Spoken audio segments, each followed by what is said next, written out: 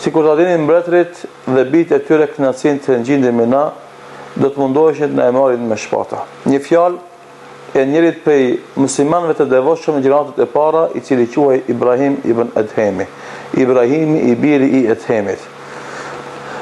Kjo fjalë është rezultat i një stadiumi, niveli të lartë të besimit, bindjes në Allahun, mbështetjen tek Ai dhe përjetimin e kënaqësisë së imanit.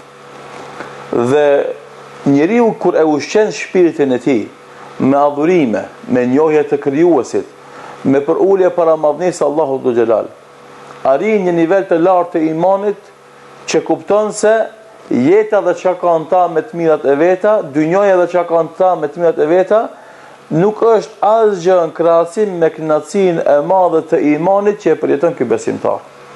Dhe për këtë shkak, i nderuari vëlla që je i ri dhe ti e nderuara motër që je e re, që mendon se nëse arrin pasuri do të kënaqesh, nëse arrin pushtet do të kënaqesh, nëse arrin famë do të kënaqesh, nëse je i bukur apo e bukur do të kënaqesh, nëse ki veshmbathje të bukur do të kënaqesh, nëse shumë gjëra të kësaj dunjaje të bëjnë të kënaqesh, je gabim. Je gabim shumë. Dhe ndalu dhe menoje. Çdo kënaqësi e kësaj bote parakalohet, para kësaj ka vuajtje, vështirësi, mërzi dhe pas saj ka keqardhje dhe vuajtje dhe mërzi. Nuk ka kënaqësi të pastër, do thot edhe ajo që është halal e mos flasim për atë që është haram.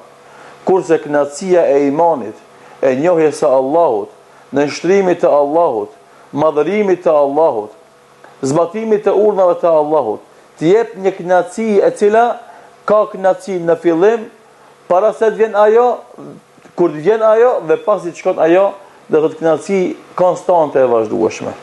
Dhe këtë ne ka treguar Allahu në Kur'an kur ka thonë, kushdo që bën vepra të mira, qoftë mashkull apo femër dhe është besimtar, ka për të jetuar një jetë të këndshme. Falenuhyiyannahu hayatan tayyiba, do t'i mundsojmë të jetojë një jetë të këndshme, një jetë të lumtur, një jetë të rahatshme, një jetë të qetë. Dhe këtë ta sjell imani. Andaj pejgamberi sallallahu alaihi wasallam ka thonë, dhaqa ta'ma al-iman, do të shijon shijen e imanit, kënaqësinë e imanit, ëmbëlsinë e imanit, ai njeri që është i kënaqur që Allahun ta ketë Zot, Islamin ta ketë fe dhe Muhamedi sallallahu alaihi wasallam ta ketë pejgamber të tij. Dhe me adhurimet që i bën njeriu për uljet dhe për kushtimet para Allahut, e arrin këtë stadium që të thot pastaj ky njeri dhe ulemat mas me të vërtet njeriu me besimin dhe imanin e tij arrin një kënaqësi që kur ta dinin mbretërit dhe bijtë e tyre çfarë kënaqësie ka besimtari i devotshëm, do të mundohen t'ia marrin me shpata, por ajo nuk fitohet me pushtet edhe me forcë, edhe me pasuri, por fitohet me një gjë që është në zemrën e besimtarit, ajo është besimi në Allahun dhul xhelal. Dhe gjithashtu Imam Ibn Taymija rahimullahu taala e vazhdon porositë e ngjashme dhe thot, besimtari me imanin në Allahun dhe përkurdhjen para tij arrin një kënaqësi të madhe të cilën thot, pasi që e ndjen atë, thot, nëse banorët e xhenetit i përjetojnë këto kënaqësira me të vërtetë janë duke jetuar një jetë të këndshme atje. Pra fillon besimtari me jetu jetën e këndshme të xhenetit që në dunjë para se me arrit në xhenet, pra jetën e begative, shpirtënore, lumturisë dhe qetësisë që i ka, të cilat do t'i ketë njeriu kur futet në xhenet.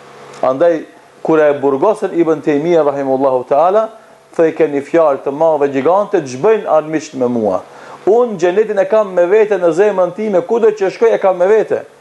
Andaj burgu, vetmimi për mua është vetmim me Allahun dhul xhelal.